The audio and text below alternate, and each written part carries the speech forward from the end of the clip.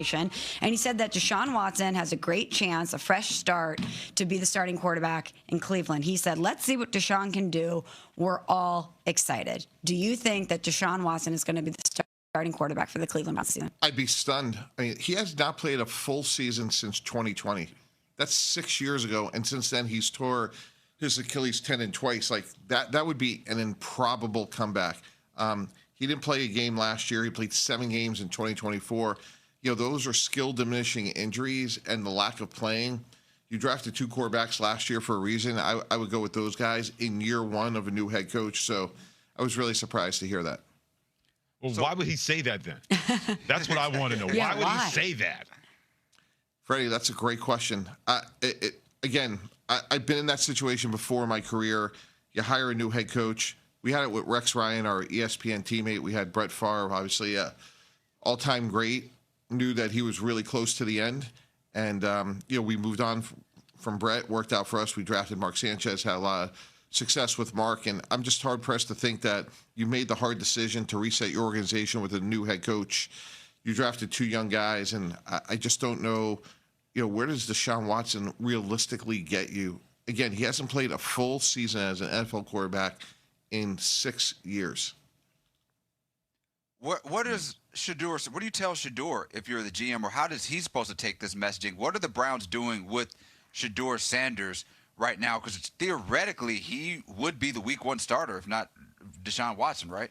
Yeah, David, same thing I would tell a lot of young guys. Like, your competition is in this building, but it's really outside this building. And every day, there's a lot of people in this building, being the pro scouting department, the college scouting department, that are working really hard to replace you. So make sure that you are working your tail off every day, whether it's Dylan Gabriel, Deshaun Watson, a draft choice this year, next year. Like, you have to earn our trust each and every day to be the CEO of this team. You have to be the first one in, the last to leave.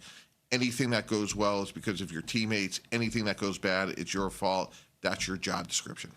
Well, a guy who's certainly done that is Jalen Hurts. And we had an article that just dropped at ESPN.com that really examines what went wrong with the Eagles offense this season. It talks about Kevin Patullo, it talks about Nick Sirianni, and it really focuses in on Jalen Hurts and some of the issues that he had internally. And they point out that he would change plays at the line of scrimmage or in the huddle, and that what Kevin Patullo and the coaching staff wanted to do offensively, sometimes he was resistant to adjusting to. Now, he's had a new coordinator every single year, Mike, and he's had a lot of success.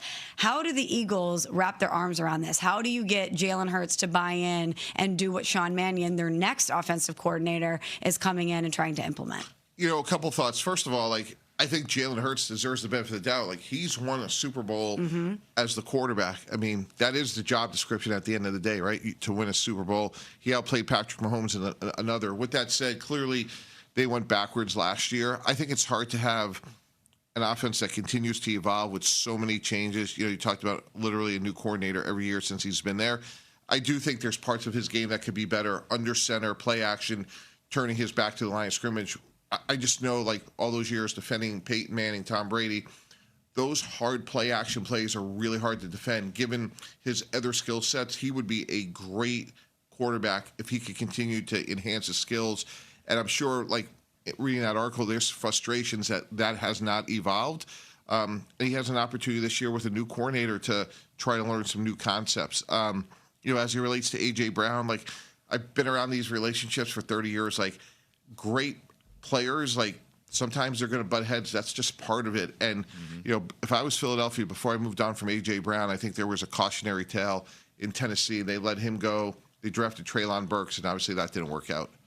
If you're Nick Sirianni, how much do you have to really enforce to Jalen Hurts that, look, you've got to be the dude in this offense, but you're not going to be the dude if you keep running afoul of what the play is going to be called? How much does Nick Sirianni have to really put the onus on Jalen Hurts to say, you got to follow along, even though we need you to lead this offense in the quarterback position, Mike? Yeah, Freddie, that's a simple question and an extraordinarily complicated answer, because that's a married couple right there, the head coach and the quarterback. Right. And there's going to be, agreements, disagreements, and you got to give the quarterback, you have to empower him at the line of scrimmage to, change plays. And again, the coach to quarterback communication shuts off at 15 seconds. You see a lot of teams want to get to the line of scrimmage so the the play caller could keep talking to the quarterback, but at some point you have to just let them go. And most of the time now in pro football, they are going to the line of scrimmage with multiple plays or the ability to check to a run or a pass. So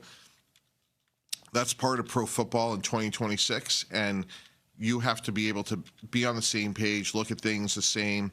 And with that said, there's still going to be creative differences. Mike, you are now on our side of this whole thing, on the journalism side. You're the enemy of the GMs across the league now. Is that what we call this? The journalism side. Sometimes. What was your experience though when an article like this comes out that threatens to sort of up in a locker room or sort of cause this raid? What is your been your experience when you've had to sort of reel everybody in and sort of when folks are reacting to things like this coming out? Yeah, great question, David. You look, in New York, that felt like it was every 5 minutes. You just want to stay ahead of it. I always define my job as like, if I could sit between the head coach and the owner and be on the same page with them, I could take on the rest of the world. Because in some ways it's extraordinarily complicated, and in other ways it's really simple. And worry about what you can control. And I think, one of the things I always appreciate about working with Rex Ryan, his simple mantra was like, players don't care how much you know until they know how much you care. Okay. And we really try to work hard at that so you could have hard conversations. So when an article like this comes out, you could get in the room and you can clear the air and say, hey, like, here's where we are. Like, Jalen, we want you to be successful. Like, we are teammates, literally and figuratively. Like, we are standing shoulder to shoulder. You have to get better. Here are 3 things. Like, there's some teammates that don't think you're approachable. There's some things like in your game that your skills need to continue development. And we're talking about this because we're investing in you. This is not, this isn't punishment. This is more of an opportunity where we can grow and get better together. Well, you talked about the relationship period, and we have less than a minute here, Mike, but quickly.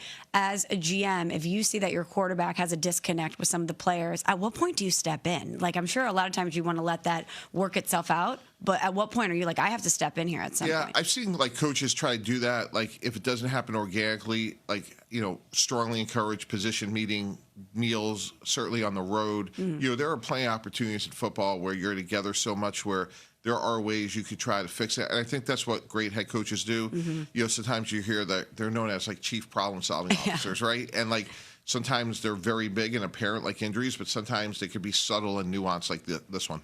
Well, they certainly have a lot going on in Philadelphia. He's Mike Tannenbaum. What about Eagles head coach Nick Sirianni, Mike T., who was asked multiple times and said multiple times yesterday, quote unquote, AJ's an Eagle, in reference to questions about AJ Brown's future. How do you see that situation ultimately shaking out?